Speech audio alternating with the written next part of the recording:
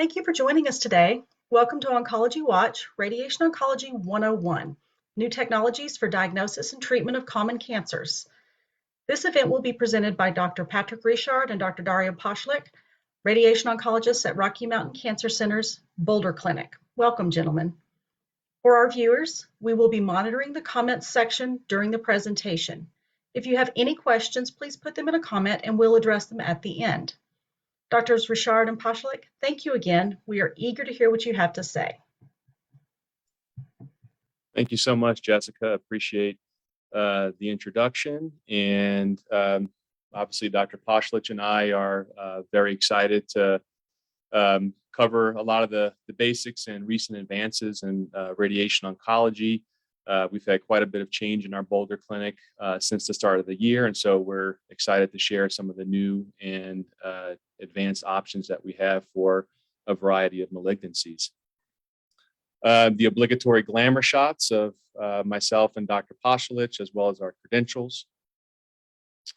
And first and foremost, we're very blessed to have such a beautiful clinic to operate out of and located in what we feel to be one of the most healthy and beautiful parts in our country in Boulder. Some screenshots of the front of our clinic, our Center for Integrative Care here, which a lot of our patients utilize for complementary medicine. And then we have a wonderful medical oncology suite upstairs that our medical oncologists operate out of. So a very beautiful, fortunate place we can work out of. As we frame the discussion today, it's really important, as always, to highlight the most common cancers that people are affected by in the United States. And these happen to be the most common cancers that we treat in our Boulder Clinic.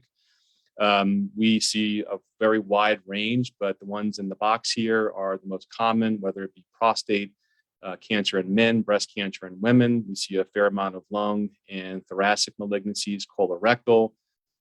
As you go down, these are less common, but again, we have a good experience treating them in our facility here. This is a little bit of an outline and framework for what Dr. Pasalic and I will cover today. I'll start off by talking a little bit about how we diagnose and stage various cancers, with an emphasis on a new scanner that we have available here in our Boulder Clinic. Our multidisciplinary discussion, cancer conference, and tumor boards, where we put it all together and come up with team-based recommendations and approaches that we then present to our patients. And then Dr. Pasalic will cover the details of how we approach cancer from a radiation point of view. So first with imaging. So one thing I wanted to highlight is one very important tool that we use to assess the location and extent of a cancer, and that's with a PET CT scan. As we all know, staging is very important because it helps us determine whether we're dealing with a more localized process or early stage cancer, or something that unfortunately could have spread to other parts of the body. These staging studies really impact what treatment options are available, the prognosis and efficacy of treatment. You can see this visual here, which is trying to show us what happens during a PET scan. We use this for various malignancies, as I just mentioned. We have a very common PET tracer, which I'll cover, that's used in locally advanced breast cancer. And one of the more recent approvals was for a prostate-specific PET tracer. What generally happens is that we ask you to fast before this PET scan. And as you can see in this animation, we give you an injection 1 hour before the scan. We allow that PET tracer to circulate throughout the body. And then we image with a CT scan and a PET scan. We're able to detect how the anatomy looks and any abnormalities that we see that could be related to the cancer. Beginning this year, we formed a strong partnership with Boulder Community Health, in which allowed us to really look at our facility and our technology and provide some very critical upgrades. We installed a brand new GE scanner that we've been using since the beginning of the year. Some of the basic highlights of the scanner is that it has a very high spatial resolution so that we can distinguish anatomy a little bit more clearly. It has a higher ability to detect the actual PET tracer that is emitted from the injection. And very importantly, that actually the CT scanner has a reduced dose compared to some of the older models. It also has very sophisticated software that processes our imaging and improves the quantitative accuracy with this Q-Clear technology. At Rocky Mountain Cancer Center, we're fortunate to have many imaging clinic locations throughout the greater Denver area. So if you're not in our immediate Boulder catchment, chances are we have a very convenient imaging center close to you. So certainly bring this up if your provider is recommending that you get imaging of that type. One thing I wanted to touch upon is one of the new tracers that we feel is going to really be a game changer for men with prostate cancer is called a PSMA PET scan.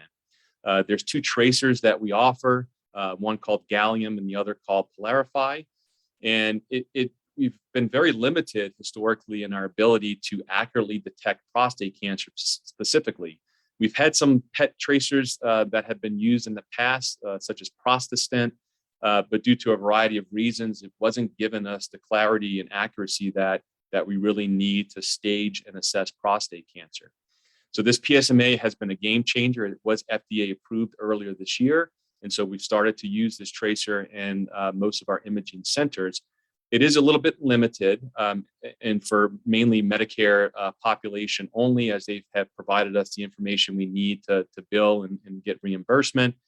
We do feel that the commercial payers are going to follow suit here pretty soon, but a lot of the commercial payers have not developed policy in terms of their coverage of this tracer. So again, just ask if it's something that would be covered based on your insurance.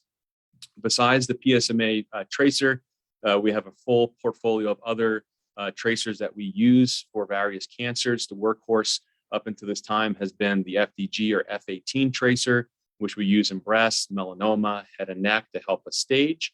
And then we have a unique tracer called the Gallium-68 dotatate tracer, which is for specific neuroendocrine tumors.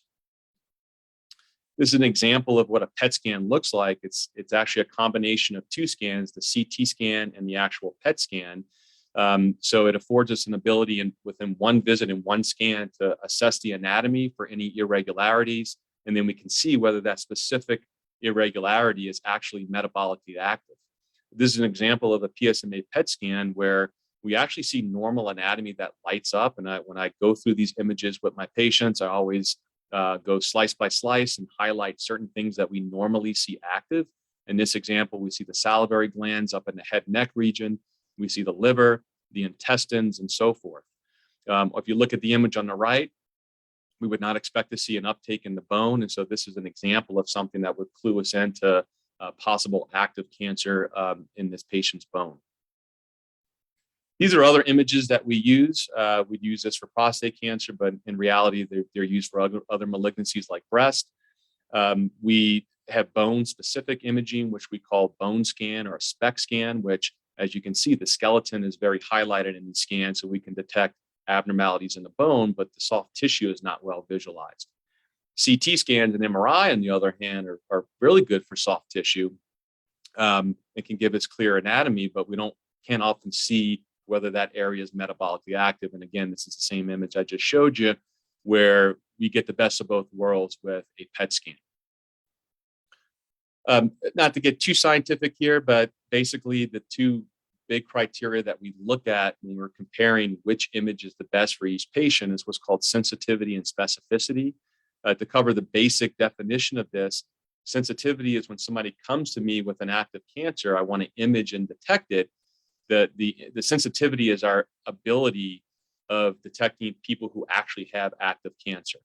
On the flip side is what's called specificity, where if somebody comes to me with no active cancer, I want to be able to rule them out and not have a false positive that something could be going on that's not related to cancer.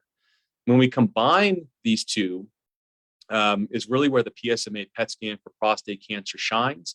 This is a single institution trial of 80 patients that looked at various imaging modalities for prostate cancer.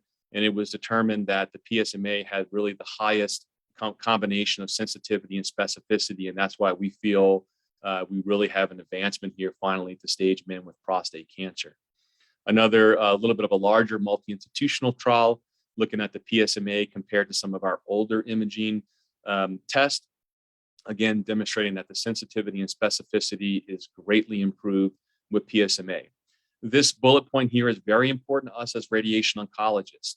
As we'll get into in a bit with Dr. Pasalic, we are a local therapy. We do not treat the entire body, and it's best utilized with radiation when we have clearly defined targets. So an imaging tool that's giving us that better ability to detect cancer, whether it be in the lymph nodes or elsewhere in the body, is really important, and PSMA is much better able to do that. So for example, if we find cancer in the lymph nodes, we can then target them with radiation in many examples. And if we're finding cancer that is more extensive throughout the body, radiation may not even be the best initial treatment option. Specifically with PSMA, there are certain indications for what's appropriate and what's not. And this is a little bit of an evolving paradigm as we get more information about PSMA. It was initially used in guys that had treatment, cancer had come back. We were using the PET scan for that. But what's really exciting is that we're now using it as upfront staging in men with prostate cancer that are unfavorable, intermediate risk, or higher. So we no longer need to do any CT scans or bone scans. This is the wave of the future where we can start off with PSMA and get all the information with one convenient scan. So switching gears a little bit to the way that we put all of these studies together, and I didn't cover a lot of the other workup and staging studies, but what's really critical when you're dealing with cancer treatment is that we all come together as a team, discuss the case, and provide our best recommendation and treatment approach. And that's what's called multidisciplinary discussion and assessment. We commonly refer to this as tumor boards or cancer conferences. We're very blessed at Rocky Mountain Cancer Center to have a wide array of cancer specialists. One of our largest groups are our medical oncologists and hematologists. We provided names and pictures of our group here in Boulder. Very diverse group, seeing a wide range of malignancies, and all very much experienced with providing these recommendations. One thing we're very excited about is the fact that we have a growing surgical oncology division within Rocky Mountain Cancer Center. The two I'd like to highlight are Dr. Galinda Tynan, who is a breast surgeon specialist up in Longmont. And one of our more recent surgeons to join the group is Dr. Katrina Oyagi, also a breast surgeon out in Superior. So we come together, we have our radiologists, our pathologists that are not visualized on this slide, but that we review the imaging, the pathology to make sure that we have a comprehensive assessment of each case. One important thing is considering clinical trials. I'd like to highlight our partnership with Western States Cancer Research Program, which we partner with Boulder Community Health as well. This is an NCI-affiliated clinical trial program that gives us and our patients access to some of the state-of-the-art national large trials that are being conducted through cooperative groups in the country. These are just a few examples. We have pretty much every disease site options available. The one I'd like to highlight for breast is what's called the Taylor RT trial.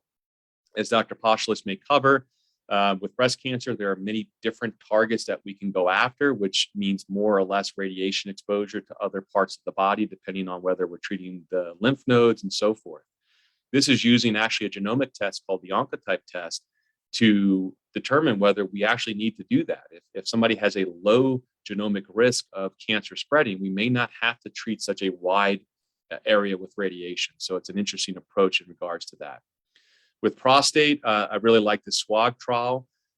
It's actually for guys with very advanced prostate cancer, determining whether we can get a benefit through actually treating the prostate gland. So it used to be where we would actually just treat them with systemic therapy, but there's actually some recent data that we can improve overall survival and progression-free survival by focusing on where it all started, in the prostate gland. And this is a good option for those that are interested in that. And then there's also several trials looking at the use of genomic testing in prostate cancer to either de-escalate or escalate hormone therapy. One that we're really excited about for early stage lung cancer, stage 1 or stage 2, is the SWOG trial. We know that many lung cancers respond very well to immunotherapy, and that's been a game changer for advanced lung cancer. But in early stage, we haven't used it as much. So it's actually investigating whether we can start off with immunotherapy therapy to potentially reduce the size of the lung cancer, And Dr. Pasalic will cover SBRT, which is a advanced form of radiation where we can ablate small tumors. And so this is a non-invasive approach to lung cancer treatment. So I want to switch gears now to Dr. Pasalic, who will again give us a historical perspective on where we've come with our radiation approach, and then take us into the modern day age of where we are and where we're going to go. So I'll turn it over to you, Dr. Pasalic. Thank you so much, Dr. Richard. Really, really great summary of our ability to diagnose and then collaborate, as a team to really figure out what's the best approach for patient care. I want to really take this opportunity to focus in more on the radiation side of things, which is what Dr. Richard and I do. And it really starts with sort of the evolution of radiation therapy and what the goals of radiation therapy are. Radiation's been around for over 100 years. Radiation was first discovered in 1893, and the first case of radiation treatment for curative intent was in 1896. So we've been at this for a really long time. The difference, though, is that we started off being able to treat a large area, like a tumor here, but we'd also be treating a lot of surrounding normal tissue, which can lead to side effects, both short-term and long-term. As we got more sophisticated with our technology, we developed something called 3D conformal radiation in the 1970s, 80s, and 90s, and we're able to still treat the cancer, the tumor here, but also treat less of the normal surrounding tissue. And it's not really until the last, say, 15, 20 years or so that we've really made significant advancements through the form of IMRT and something called SBRT, or stereotactic radiation, where we can really focus in our treatment into the tumor and have very, very little radiation dose to the surrounding tissue.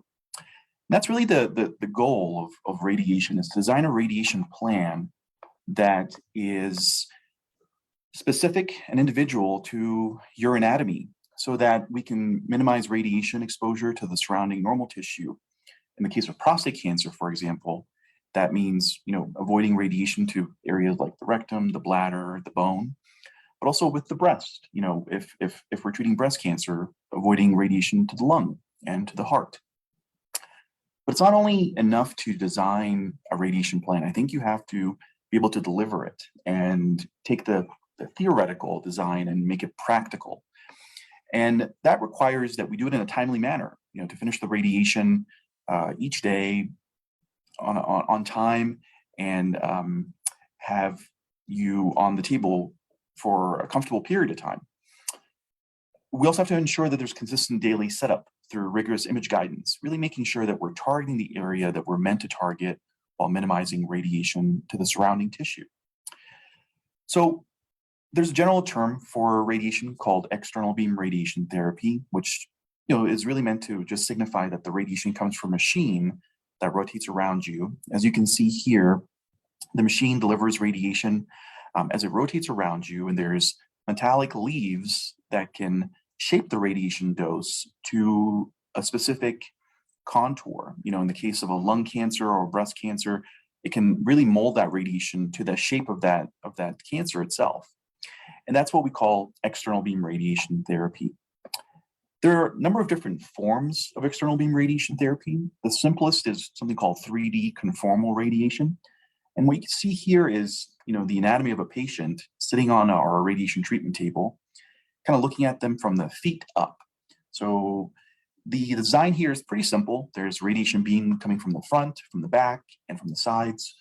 And we're targeting the prostate gland in this case and minimizing, radiation to the surrounding tissue. Since then, we've really evolved our treatments to do something called intensity modulated radiation therapy, or IMRT, where we use these little tiny beams that come from different directions that can minimize the radiation overall exposure and still target the prostate gland in this case. An even more advanced form of IMRT now is called volumetric modulated arc therapy, where we're able to really shape that radiation curve, that radiation dose around the structure that we're targeting while minimizing radiation to the surrounding tissue. And we do that by allowing the machine to rotate around the patient. And those metallic leaves that you saw, they also shape and change shape as we're moving through the treatment. Altogether, we considered this all conventional external beam radiation therapy that we treat patients with over the course of 6 to 9 weeks, Monday through Friday. We do a small dose each day. And this has been kind of the standard of care for the last 20, 30, 40 years.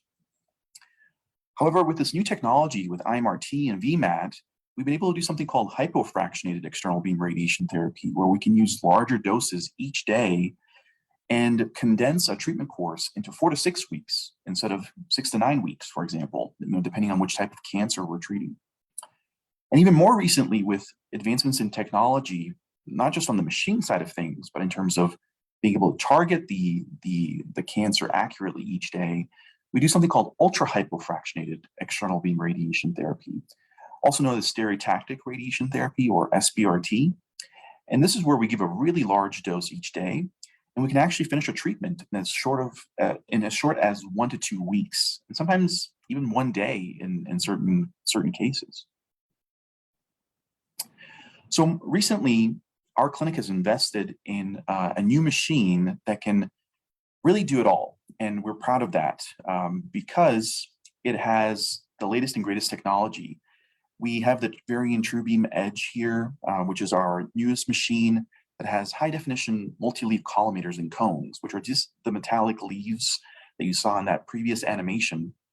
And essentially what it means is that we can really shape that radiation dose more finely around the tumor and minimize radiation dose to the surrounding tissue, which is great for patients, great for outcomes. We also invested in a 6-degree freedom table, and that's essentially the area that our patients will sit on each day for their treatment. And by having 6 degrees of freedom, we can move that table in any direction, up, down, left, right, pitch, roll, yaw, and allow for little tiny adjustments in anatomy each day that can offset certain things. And that really allows us to, again, accurately target the area while minimizing radiation to surrounding tissue. So why did we choose the TrueBeam platform, and why are we so excited about this new technology in our clinic?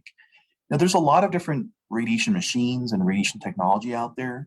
There's the TrueBeam, there's tomotherapy, there's CyberKnife, and they all have their pros and cons. They are all essentially machines that deliver high energy photon radiation or X-rays. They're all linear accelerators, again, able to deliver high energy X-rays to the cancer. They all kind of do the same thing. They can treat conventional radiation, so the 6 to 9 weeks, but they can also do stereotactic radiation for the most part, doing those really condensed treatment courses. And they can also treat any location in the body. But what really sets it apart is when you kind of dig into the technology and you dig into the pros and cons of everyday treatment. Here's an example. This is a prostate cancer treatment for a patient, same patient on all 3 platforms. When we look at the time that's necessary to treat the patient for one treatment, so one fraction, it's about 2.5 minutes on the TrueBeam, about 7 minutes on the tomotherapy machine, and about 17 minutes on the CyberKnife. And when you add all this up each day, if you're getting 5 treatments or 10 or 20 or 30, that time can really add up. You can also look at the surrounding tissue, the rectum here, for example. With the TrueBeam, we're able to spare much more of the rectum than we can with the tomotherapy machine, for example, or even the CyberKnife. Similarly, the bladder, gets really similar sparing between the TrueBeam and the CyberKnife, but as you can see here, the tomotherapy machine is almost twice the dose. So the combination of timeliness with the TrueBeam, as well as the sparing of the surrounding tissue, made us really excited to invest in this technology and bring it to our community here in Boulder. But it's really not enough just to invest in the technology that can deliver radiation. We have to really have the technology where we can target the area finely each day. And that's where this additional technology comes into play called BrainLab Dynamic. We're now able to monitor our patient's motion and position on 4 different levels. We use surface guidance, where we can actually render your body in real time and see how you're moving on the table and make any subtle adjustments based on that. Thermal guidance, which takes that surface guidance a little bit deeper, and it's especially helpful with our patients with darker skin complexions. There's X-ray guidance, so looking internally at the position of the tumor, the position of bones or other anatomy.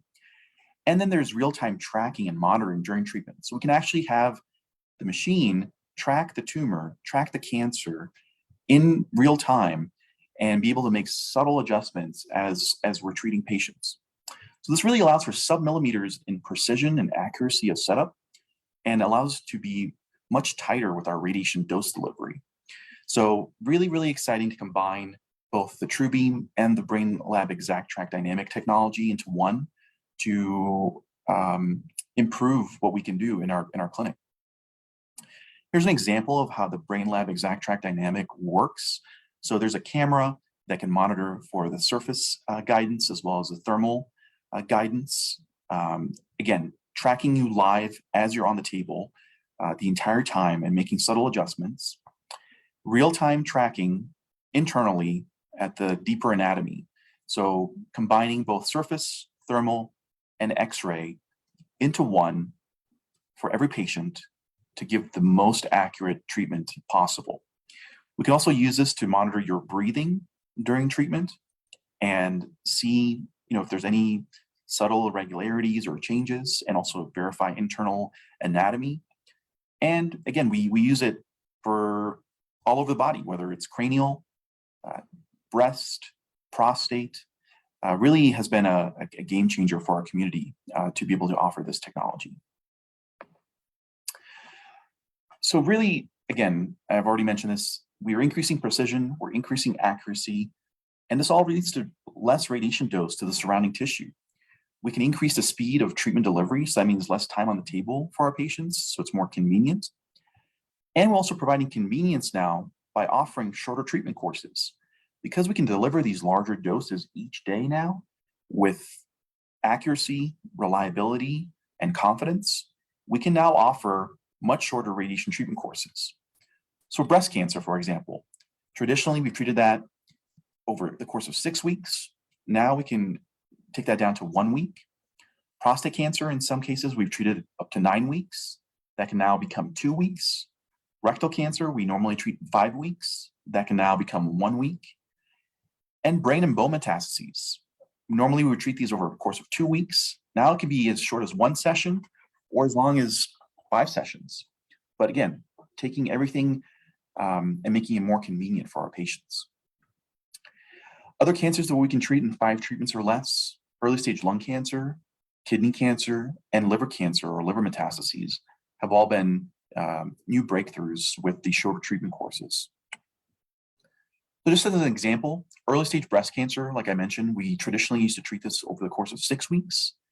Now, with this new technology and with our experience, we can take this down to 1 week, where we treat the breast tissue. Here you can see on the right-hand side, this breast tissue that is being treated with a partial breast approach. So we're able to spare the surrounding tissue and do it in a shorter time course as 1 week. Prostate cancer, like I mentioned, went from 9 weeks to 2 weeks. Here you can see the patient receiving a stereotactic radiation course that's just focused on the prostate gland and those little seminal vesicles. Rectal cancer, traditionally 5 weeks of treatment. That was a fairly large treatment volume.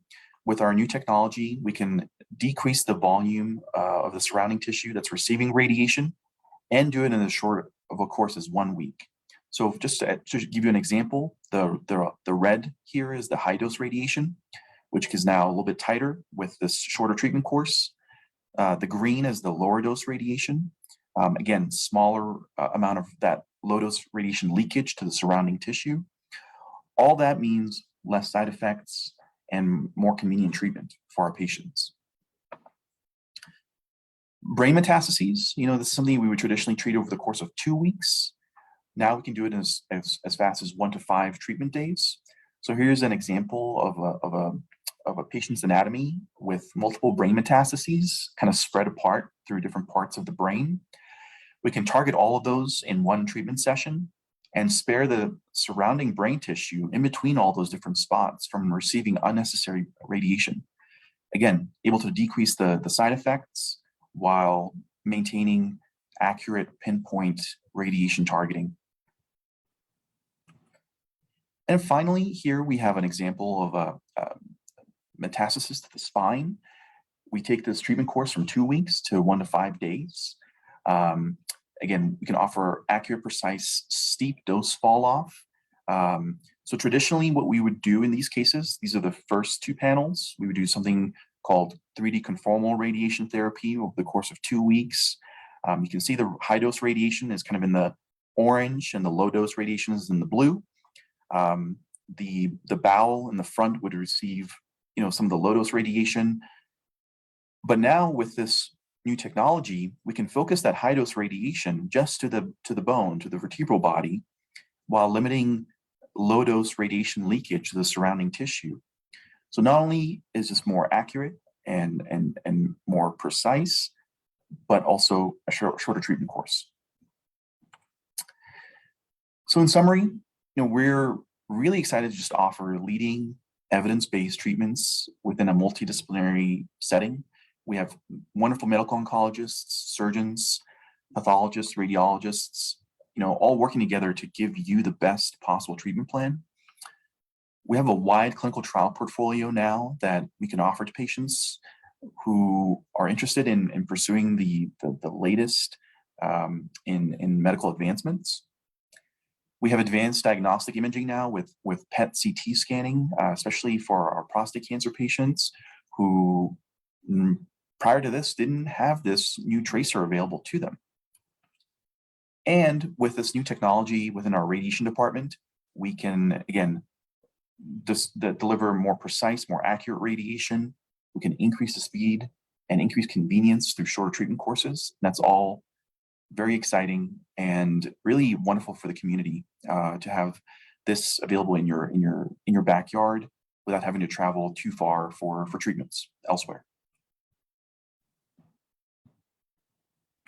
So with that, we can leave it open for questions.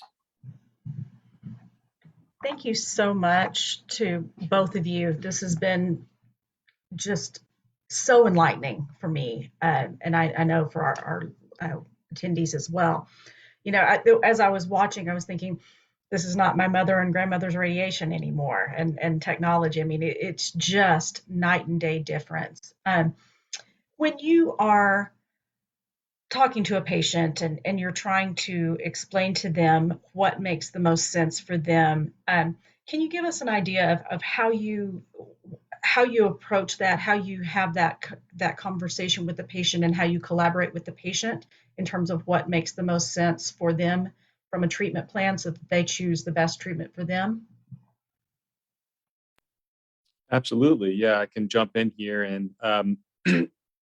as we make these advancements, one thing that should not ever be neglected or not addressed is the wants and desires of each patient. I think one thing that Dr. Pasalic and I really pride ourselves on are spending the time to understand what this cancer means, what each option is, and giving the patient the information they need to make their own decision. That's called shared decision making, and that's a critical approach to cancer therapy. Not all these approaches fit with how patients want to live with or without their cancer.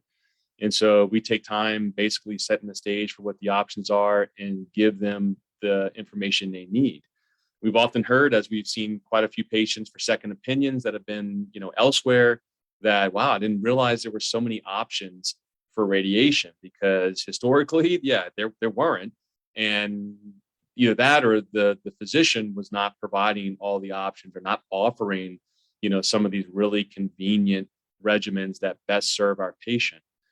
So, to answer your question, Jessica, I mean, you have to spend the time explaining, answering questions, and presenting all the options and helping the patient arrive at the best choice that they feel they can proceed with. Thank you. Yeah, I the cancer journey is such a challenge, and it's so important for everybody to understand what the treatment is and what's the best outcome for them, and make the best decision for them. So it's lovely to hear how well you work with the patients. So thank you so much for that. Dr. Pasalic, is there anything that is coming up that you are excited about that's coming down the road in terms of treatments or technologies that we hasn't come to the mainstream yet, but that you're excited is coming soon? Yeah, I think one of the things that's really exciting that we're also going to be offering more and more of, especially here in Boulder, is radiopharmaceuticals. It's the ability to link a radioactive material with a tracer, like the PET scan, for example, that can then travel to the cancer directly within the bloodstream. And we already have some of these therapies available for prostate cancer, for example, things like Xofigo. But there are other new compounds and new trials coming out that are really, really exciting, that are pushing the envelope of our radiopharmaceutical arsenal, to have more of those options for patients. So I think the radiopharmaceutical component is really, really exciting. I think there are a lot of options there. We didn't have a chance to talk about that here, obviously, but I think that is something that we sometimes do in conjunction with the external beam radiation therapy. Sometimes we'll treat certain areas with external beam radiation therapy, and then we'll add in the radiopharmaceutical as well on the tail end. So there are exciting new opportunities, I think, within that space.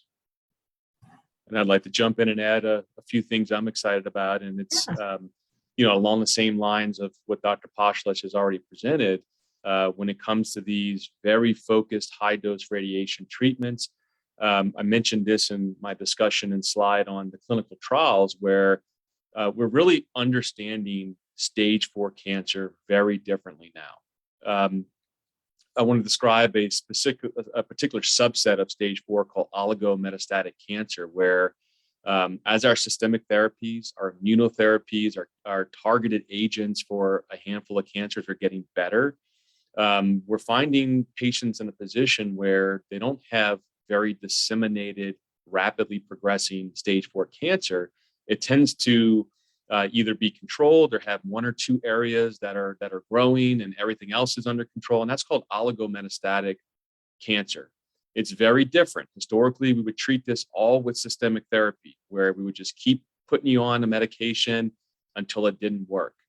Now we're finding that things are quite different. Specifically for lung cancer, there's quite a bit of literature that, yes, systemic therapy obviously is the backbone of treatment, but that we can use an SBRT approach where we then come in and with systemic therapy precisely treat certain targets that maybe are a bit resistant to that systemic therapy.